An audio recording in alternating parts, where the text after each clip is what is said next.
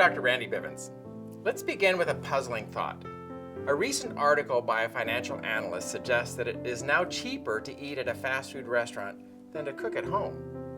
I don't know about you, but the first thought that crossed my mind was, how is this possible? Has our food system really come down to this?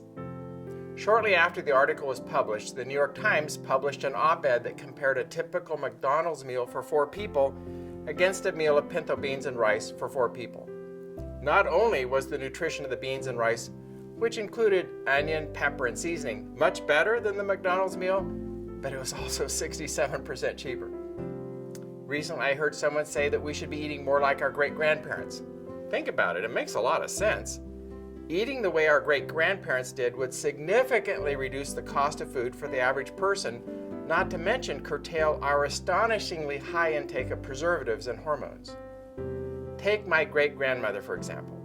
Nearly all of the meals she created were made using her old wood stove. She canned hundreds of quarts of fruits and vegetables, usually plucked from her very own garden. Not only that, she and my great-grandfather could probably count on their hands the number of times that they dined at restaurants each year. She and my great-grandfather would eat a huge breakfast, a large lunch, and a fairly small meal in the late afternoon. They ate things that they could grow and had a huge garden, a variety of berries, and a large orchard. The goal for those of us trying to maintain or improve our health is to prepare most of our foods from ingredients that are healthy. Ideally, many are products that we grew in our own gardens or from a farmer's market, or at the very least aren't packed full of chemicals and disease. We like to tell people to shop at the edges of the store because that's where a lot of the good stuff lives.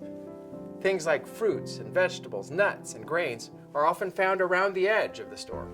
Ironically, the things in boxes often live in the center of the store, and these are often highly processed, and their origins, as well as their nutritional value, can be ill-defined. Strategies can be developed that make prep time about the same as going to a fast food restaurant. For example, you can cook a large meal and store the second half of it in your freezer for another day.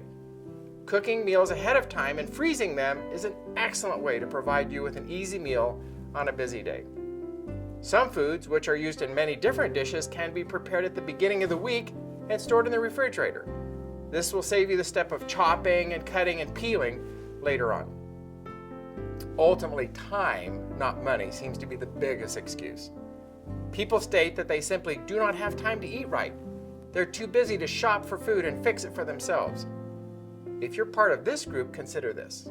Calculations have shown that for every minute of exercise, you gain 2 minutes in longevity.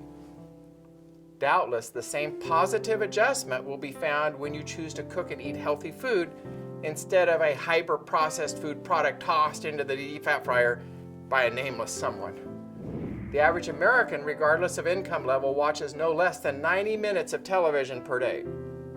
Take 45 minutes of those TV watching minutes and dedicate them to cooking yourself a beautiful dinner. You'll be able to do it with time to spare, I assure you. The time is there. We simply need to prioritize. Here are some simple rules for eating healthy and living longer. Eat a large breakfast. Eat 75% of your calories in the first 2 meals, breakfast and lunch. Have only a light meal in the evening with foods such as soup, cereal, or a small sandwich, mainly foods that are easy to digest. And remember to consume plenty of water. Consume 10 servings of fruits and vegetables each day. Eat a level handful of nuts each day. 20% of all calories now come from snack foods in America.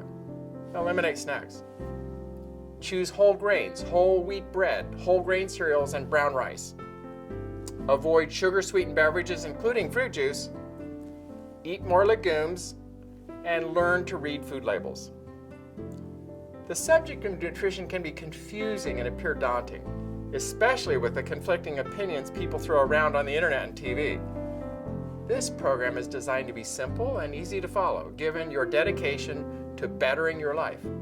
It is our desire to live longer and feel better about ourselves. Remember that good nutrition is one of the best ways to get there, and you can get there.